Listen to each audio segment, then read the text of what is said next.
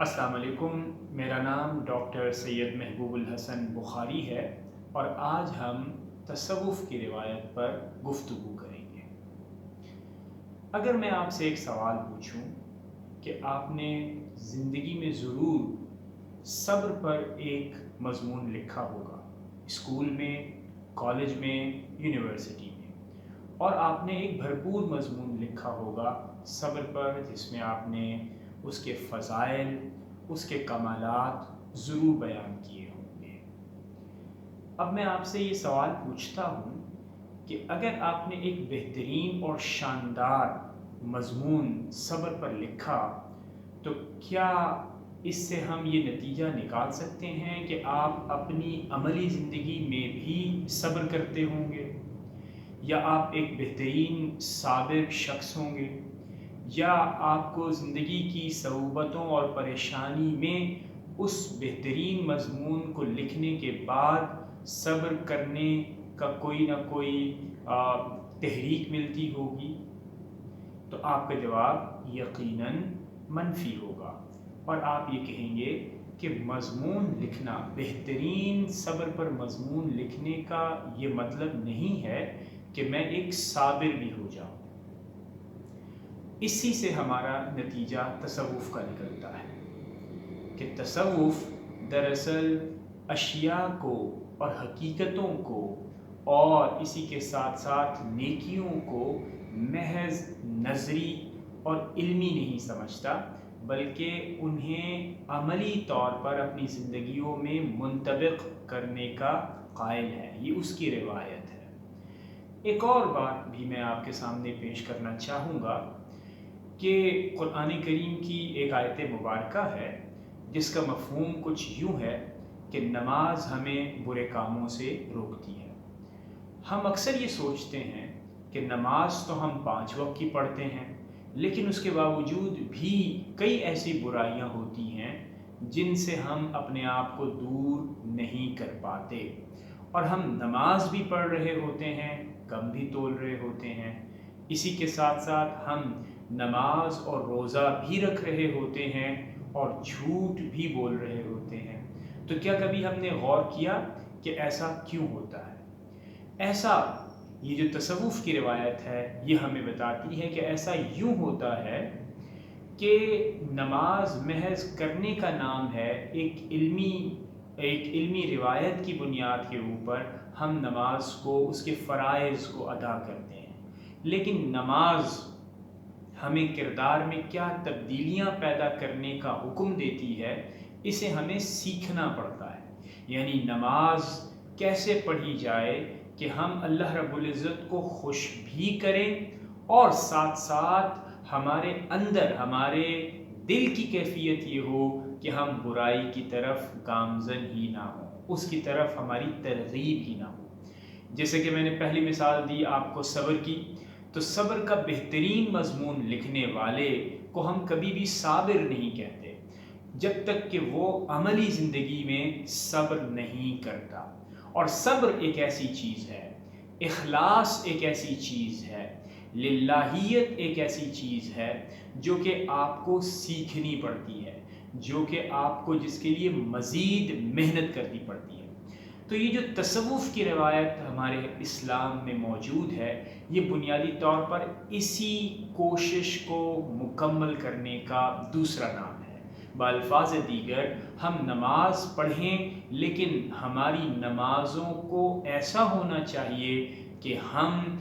برائی اور برے کاموں سے رک جائیں۔ ہم صبر کے قائل تو ضرور ہیں، لیکن عملی طور پر صبر یوں نہیں کر سکتے کیونکہ ہم نے ان اخلاقی قدروں کو اپنی شخصیت کا حصہ نہیں بنایا ہے، جس کے لیے ہمیں اچھی صحبتوں میں بیٹھنا پڑتا ہے، اچھے لوگوں کی باتیں سننی پڑتی ہیں، ان کے ساتھ زندگی کے چند گوشے گزارنے پڑتے ہیں تاکہ ہم یہ سیکھ سکیں کہ عملی طور پر زندگی میں صبر کیسے کیا جائے گا، اخلاص کا کیا مطلب ہوتا ہے، توکل کیا ہوتا ہے، اللہ رب العزت پر بھروسے کا کیا مطلب ہے۔ اور آپ یہ بات یقینی سمجھ تو چکے ہی ہوں گے کہ حضور اکرم صلی اللہ تعالیٰ علیہ وسلم نے ہمیں توکل کی دعوت بھی دی اور ان کی عملی زندگی میں ہمیں توکل، اخلاص اور صبر سے بھرپور زندگی نظر آتی ہے۔ تو تصوف کی روایت بنیادی طور پر ان اخلاق سے اپنے آپ کو مزین کرنا ہے جو کہ حضور اکرم صلی اللہ تعالیٰ علیہ وسلم کی زندگی سے، آپ کے اسوہ حسنہ سے ہم سیکھتے ہیں۔ اسی بات کا نام اسلامی تصوف ہے۔ آپ کی یادداشت میں وہاں پر لے جانا چاہوں گا جو کہ ایک حدیث جبریل ہے، اور جس میں حضرت جبریل علیہ السلام حضور اکرم صلی اللہ تعالیٰ علیہ وسلم سے دریافت فرماتے ہیں کہ اے اللہ کے رسول، ہمیں احسان بتائیے۔ حضور اکرم صلی اللہ تعالیٰ علیہ وسلم اس کا جواب دیتے ہوئے ارشاد فرماتے ہیں کہ عبادت اس انداز میں کرنا کہ جیسے تم خدا کو دیکھ رہے ہو، اور اگر ایسا نہ کر پاؤ یا اس بات پر قدرت نہ رکھو تو کم از کم یہ احساس آپ میں ضرور ہونا چاہیے کہ آپ کو خدا دیکھ رہا ہے۔ یہی تصوف ہے۔ یہی تصوف یوں ہے کہ تصوف اسلام کی احسان کی روایت کو زندہ کرتا ہے اور اس کی تگ و دو کرتا ہے، اس کی کوشش کرتا ہے۔ تو بنیادی طور پر اس پورے کلپ کے اندر ہم نے احسان کی روایت کو، اور ہم نے حضور اکرم صلی اللہ تعالی علیہ وسلم کے جو اخلاق حسنہ ہیں، ان میں توکل ہے، اس میں صبر ہے، اس میں برداشت ہے، اس میں اخلاص ہے، اسے کیسے اپنے اخلاق کا اور اپنے کردار کا حصہ بنایا جائے۔ تصوف اسی بات کی کوشش کرتا ہے کہ ہم ان اچھے لوگوں کی صحبت میں بیٹھ کر یہ سیکھیں کہ ہمیں صبر کیسے کرنا ہے، ہم نے توکل کیسے کرنا ہے، ہمارے ذہنوں کے اندر اور ہمارے دلوں میں اخلاص کیسے پیدا ہوگا، ہم ایسی نمازیں کیسے پڑھیں گے جو کہ ہمیں برائیوں کی طرف راغب ہونے سے روکیں گی۔ تو چنانچہ تصوف ابتدا ہی سے، یعنی آپ سوچئے کہ حضرت ابو بکر صدیق رضی اللہ تعالی عنہ، حضرت علی کرم اللہ وجہہ، اور اس کے بعد پھر تابعین میں حضرت حسن بصری رحمۃ اللہ تعالی علیہ، حضرت رابعہ بصری رحمۃ اللہ تعالی علیہ، اگر آپ ان شخصیات سے سیکھیں گے اور تاریخ میں ان شخصیات کا مطالعہ کریں گے، ان کی تعلیمات کو دیکھیں گے، تو آپ کو پتہ چلے گا کہ اسلام کی یہ روایت بھی نہایت مضبوط ہے اور اس کی بنیاد بھی قرآن و حدیث ہے۔ دوسرے الفاظ میں یہ کہنا چاہوں گا کہ ہم شرع کی پابندی کرتے ہیں، لیکن شرع کی پابندی میں اگر ہم اس کو بہت زیادہ ایڈوانس کرنا چاہیں، اس کے کمال کو چھونا چاہیں، تو کمال کو چھونے کے لیے ہمارے پاس اسلام میں ایک ہی روایت بچتی ہے، اور وہ تصوف کی روایت ہے۔ یہ یاد رہے کہ اکثر لوگ یہ سمجھتے ہیں کہ تصوف دراصل اسلام کا متبادل ہے۔ ہم یہ سمجھتے ہیں کہ جتنے بھی اسلامی صوفی تھے وہ بنیادی طور پر پہلے مسلمان تھے، یعنی پہلے وہ شرع کے پابند ہیں، صوم و صلات کے پابند ہیں، جو شرع نے ان کے اوپر فرائض لگائے ہیں ان کی پابندی ان کے لیے زیادہ اہم ہے، اور تصوف کو وہ ان مقاصد کے حصول اور اس میں تکمیل کے لیے، اس میں ایڈوانس کرنے کے لیے اپنی کیفیات کو اور اللہ رب العزت سے واقعتاً اخلاص کے ساتھ محبت اور عبادت کرنے کے لیے اور اخلاص کے ساتھ اس کی خوشنودی کو حاصل کرنے کی ہی ایک کوشش کا نام ہے۔ آئندہ نشستوں میں ہم تصوف پر جو علمی کام کیا گیا ہے، ہماری بڑی عظیم الشان شخصیات نے اس پر کتابیں اور رسائل لکھے ہیں، ایک ایک کر کے ہم ان پر گفتگو بھی کریں گے کہ ان کے مصنفین کون تھے،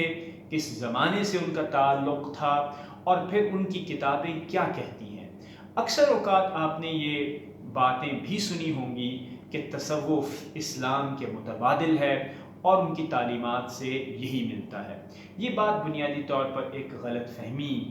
کی بنیاد پر کہی جاتی ہے، اسی لیے ہم نے اس بات کا انتخاب کیا کہ ایک علمی انداز کے اندر ہم آپ کے سامنے اس پوری روایت کو پیش کریں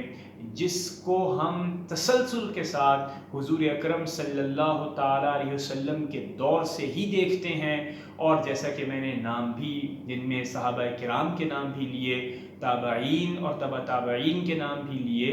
تو اس سے یہ جو سلسلہ چلتا ہے اور پھر علمی میدان میں کتابوں کی صورت میں باقاعدہ قرآن و حدیث کی روشنی میں جن تعلیمات کو سامنے رکھا گیا، ان مصنفین کی کتب کیا کہتی ہیں تصوف کے بارے میں، وہ کیا تعلیمات دیتی ہیں مسلمانوں کو، اور کس طرح وہ اسلام کے اس قانونی اور شرعی مشن میں ایک رنگ بھرتی ہیں، اس کو مکمل کرتی ہیں، اس میں حسن لے کر آتی ہیں، اور اس میں ایک نیا ولولہ اور ایک نئی محبت پیدا کرتی ہیں، جو کہیں سے بھی نہ شرع کے خلاف ہے بلکہ شرع کے ہی مقاصد کو مکمل کرنے کی ایک صحیح معلوم ہوتی ہے۔ اس وقت تک کے لیے اجازت دیجیے۔ السلام علیکم ورحمۃ اللہ وبرکاتہ۔